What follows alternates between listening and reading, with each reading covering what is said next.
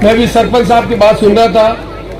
मैंने समझा कि मुझे टूर्नामेंट में बुलाया है, बच्चों का खेल देखूंगा और बच्चे जो जीतेंगे और जो खेल रहे हैं उनको खेल देखकर उनके प्रोत्साहित करेंगे। मुझे नहीं मालूम था कि सरपंच साहब अपनी पंचायत की जन समस्याओं के बारे में मेरा ध्यान आकर्षित करेंगे। और माननीय सरपंच साहब, मैं तो विधानसभा का अध्यक्ष हूँ, मैं न तो राजसमंद का एमएलए हूँ, न मैं किसी विभाग का मंत्री हूँ। मेरा काम है विधानसभा की कार्रवाई ठीक ढंग से चले और विधानसभा में जो पक्ष और विपक्ष के जितने भी हमारे जनप्रतिनिधि हैं अपनी जनताओं की समस्याओं का वहाँ पर चर्चा करें। सरकार अपने वित्तीय संसाधनों में उसकी समस्या का निदान करने का काम करे और जो विपक्ष में उनका धर्म बनता है तो अपनी जन समस्याओं को विधानसभा में उठाए। ये चर्चा ठीक ढंग से चले, सार्थक रूप से चले, उसको चलाने की जिम्मेदारी मेरे है। इन समस्याओं को निराकरण करने की जिम्मेदारी मेरी नहीं है। और क्योंकि सरपंच साहब उत्साही है तो मुझे अच्छा लगा कि पंचायत के चुने हुए सरपंच के मन में कल्पना है मेरी पंचायत का विकास होना चाहिए। मेरी पंचायत की जो समस्या है, सड़क की समस्या है, पानी की समस्या है, स्वास्थ्य की समस्या है, उन सब बारे में उन्होंने चर्चा की। मैं उनको बहुत बहुत मुबारकबाद देना चाहता हूँ कि जनप्रतिनिधि सजग होना चाहिए। जनप्रतिनिधि की जिम्मेदारी बनती है कि जो कोई भी नेता है, क्योंकि मैं विधायक हूँ लेकिन गायत्री जी तो विधायक है, मैं तो स्पीकर हो सकता हूँ और गायत्री जी तो आपके पास के विधायक है, तो ये मदद कर देंगे कि ये बोलेंगे कि ये बातें जो सरपंच साहब ने कही है वो मेरा ध्यान आकर्षित करेंगे। तो मैं भी मंत्री से कहूँगा कि मैं गया था फंक्शन में और ये बातें सरपंच साहब ने कही है, इसे उन समस्याओं का निराकरण करने का काम करें।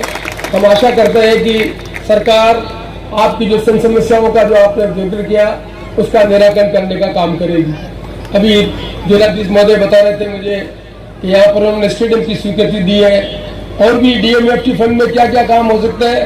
तो काका साहब यहाँ बैठे हुए हैं, मैं तो नाथद्वारा का विधायक हूँ और काका साहब जिले के हैं और डीएमएफटी के मेंबर हैं। कुछ काम काका साहब पे छोड़ देता हूँ और मिट्ठू नाथ जी पे छोड़ देता हूँ, तो वो काम डीएमएफटी में क्या क्या करवा सकते हैं तो जिम्मेदारी काका साहब ने मेरे को इसका मुक्त करे।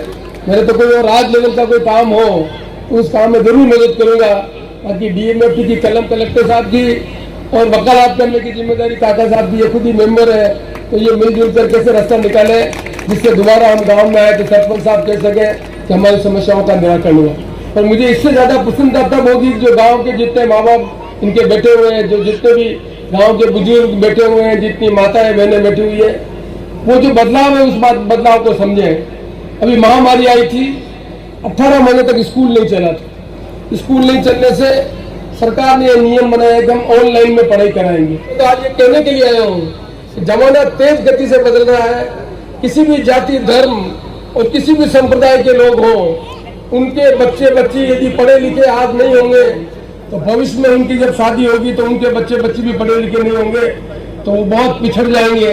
दो तरह का देश बन जाएगा, एक देश वो जिनमें पढ़े लिखे लोग और दूसरे वो बच्चे जो पढ़े लिखे लोग नहीं है।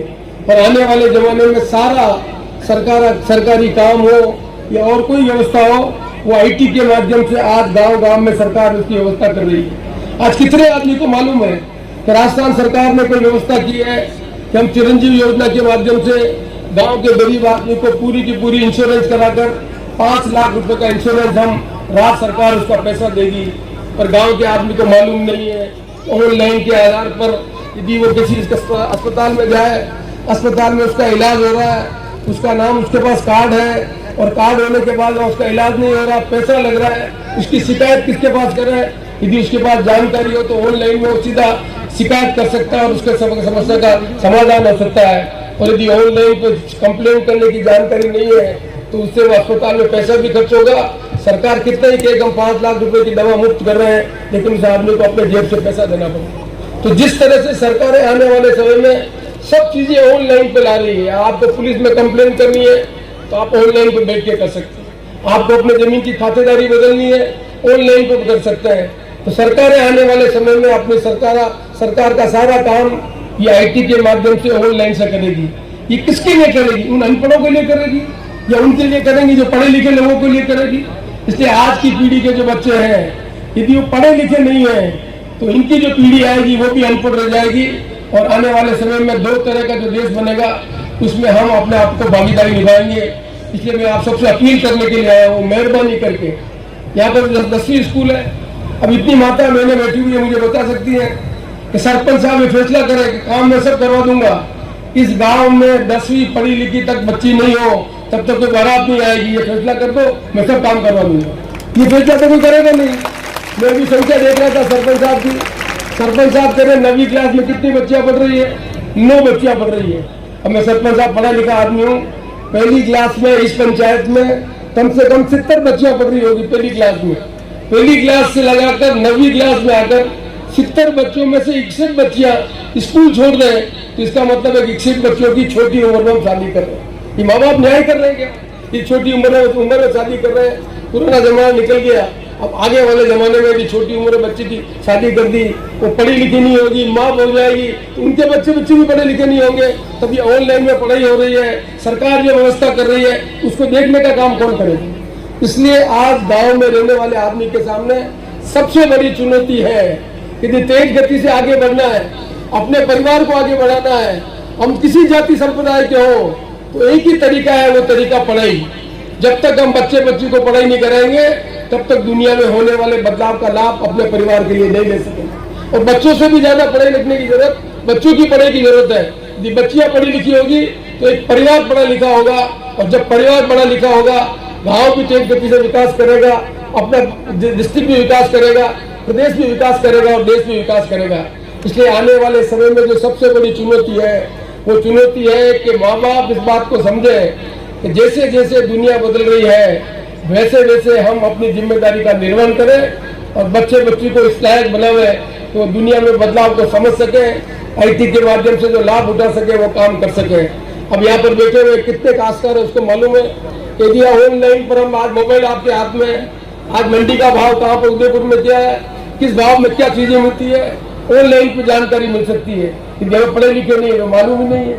यदि हमें कहीं जाना है, टिकट लेना है तो टिकट मोबाइल से हम बुक कर सकते हैं, बैंक में ट्रांजेक्शन करना है तो हम मोबाइल से कर सकते हैं। लेकिन ये पढ़े लिखे नहीं है, ई मित्र वाले के पास जाना पड़ेगा, ई मित्र वाला पैसा लेगा तो पैसा देना पड़ेगा। कमाई हम कर रहे हैं, हम जानकार नहीं है, ई मित्र के माध्यम से कमाई कर दे रहे हैं, तो हमारी कमाई का एक हिस्सा जानकारी वाले आदमी के पास जाएगा, अनजान आदमी के पास नहीं जाएगा। इसलिए आने वाले समय में यदि परिवार को आगे बढ़ाना है तो मेहरबानी करके इस शिक्षा के परिवर्तन को समझें और सभी माँ बाप ये प्रण लें कि अपने बच्चों को कम से कम हमारी पंचायत में जितनी क्लास है 10वीं तक, तो आज के हर पंचायत में स्कूल हो गई है, 10वीं तक पढ़ाने का जिम्मेदारी लें। तब मिठू नाथ जी सड़क बनवानी हो, स्टेडियम बनाना हो, सब सेंटर खुलाना, सब आ जाना, बाकी कोई काम मैं नहीं करूंगा।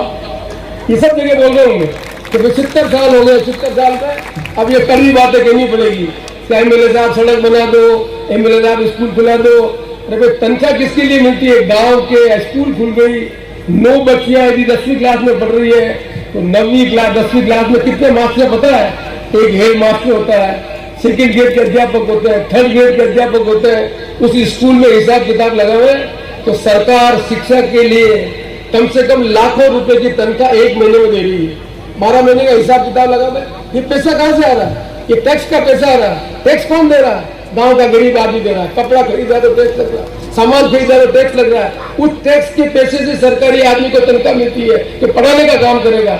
और हम बच्चे को पढ़ाने के लिए नहीं भेजे तो स्कूल खुलाने का फायदा क्या है? डॉक्टर की व्यवस्था करते हैं, जेब में पैसा नहीं है, डॉक्टर दवाई लिखेगा तो पैसा नहीं तो दवाई लाके क्या काम करेंगे? यदि जेब में पैसा होगा तो डॉक्टर लिखेगा तो यहाँ दवाई नहीं मिलेगी तो राजसमंद से ले लेंगे, राजसमंद दवाई नहीं लेंगे तो हम उदयपुर जाकर दवाई ले लेंगे, लेकिन जेब में पैसा होना चाहिए।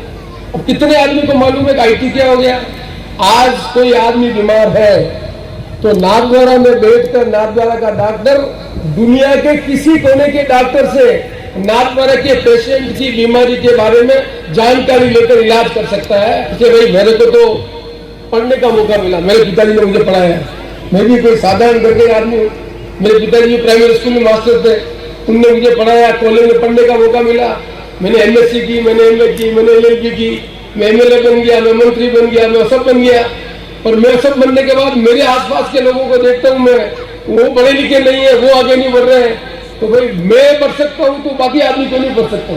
क्या आपके मन में नहीं कल्पना होती है कि मेरा लड़का भी होशियार होना चाहिए? कि आपके मन में कल्पना नहीं होनी चाहिए कि मेरे बेटे बेटी भी हाकिम बनने चाहिए? कि आपके मन में कल्पना नहीं होनी चाहिए कि हमारा मकान भी पक्का होना चाहिए? कि आपके मन में नहीं कल्पना होनी चाहिए हमारे भी पंखा होना चाहिए, हमारे भी मोटरसाइकिल होनी चाहिए? शिक्षा के साथ में जो हमारा खेल कूद है वो जीवन में व्यक्तित्व के निर्माण करने में बहुत बड़ी भूमिका निभाता है। एक बच्चा अच्छा होशियार हो पढ़ने में, खेल कूद में उसने भाग नहीं लिया हो तो सहयोग कैसे करते हैं, किस तरह से एक दूसरे की मदद करते हैं, किस तरह से प्रतियोगिता करते हैं, वो भावना उसमें पैदा ही नहीं होगी। खेल कूद ही ऐसा माध्यम है जिससे हम एक दूसरे के साथ मिलकर जुड़कर अपनी पूरी क्षमता के आधार पर विजयी होने की कोशिश करते हैं। टीम कौन सी जीतेगी? टीम वो जीतेगी जिस टीम में सभी खिलाड़ी होशियारी के साथ अपनी क्षमता का उपयोग ले सके। खो खो के खेल में कौन जीतेगा? यदि उसको खिलाड़ी को खो करने के बाद उठने की क्षमता ही नहीं है, फिर तेज गति से उठ भी नहीं पाएगा तो वो तो आउट हो जाएगा। तो यदि खो खो के खेल में पूरी क्षमता का हमें उपयोग करना है तो वही टीम जीतेगी जिस टीम का सभी खिलाड़ी उस खेल को करने में अपने गुणों का उपयोग कर सकें। मैं आशा करता हूँ कि ये जो गुण खेल की भावना से मिलते हैं उनको बच्चे सीखेंगे और आने वाले समय में अपने जीवन में बहुत प्रगति करेंगे और अपने माँ बाप का नाम रोशन करेंगे, ऐसी मैं आशा करता हूँ। जिलाधीश महोदय से जरूर निवेदन करूंगा कि भाई मुझे आमंत्रित किया है, मैं विधानसभा का अध्यक्ष हूँ, मैं तो कुछ कर सकता नहीं, अगर आपकी कलम में कुछ है, आप डीएमएफटी के चेयरमैन आप है, कलम आपके पास है, आप खड़े होकर कोई घोषणा कर रहे हो। तो मैं आया था कलेक्टर साहब ने कम से कम ये तो घोषणा करके गए थे तो लोग याद रख सके। मैं कलेक्टर साहब से निवेदन करूंगा कि वो आए और वो जो कुछ चीज कर सके वो इसकी घोषणा कर जाए जिससे हमें याद रह सके। इसमें कलेक्टर साहब से जरूर निवेदन करूंगा कि मिट्ठू नाथ जी की मांगों में से जो भी मांग आप पूरी कर सके वो तभी घोषणा कर दें और बाकी मांग के लिए काका साहब बराबर मीटिंगों में जाएंगे और मांग करते रहेंगे और आपकी समस्याओं का निदान होगा, ऐसी मैं आशा करता हूँ। एक बार मैं सभी बच्चों के उज्जवल भविष्य की कामना करता हूँ। आशा करते हैं कि आगे बढ़ेंगे, हाकिम बनेंगे, हुकूमत करेंगे, अपने माँ बाप का नाम रोशन करेंगे। इन्हीं सब भावना के साथ आप सबका बहुत बहुत आभार, धन्यवाद। मैं जिलाधीश महोदय से निवेदन करूंगा कि जो भी कुछ घोषणा करें।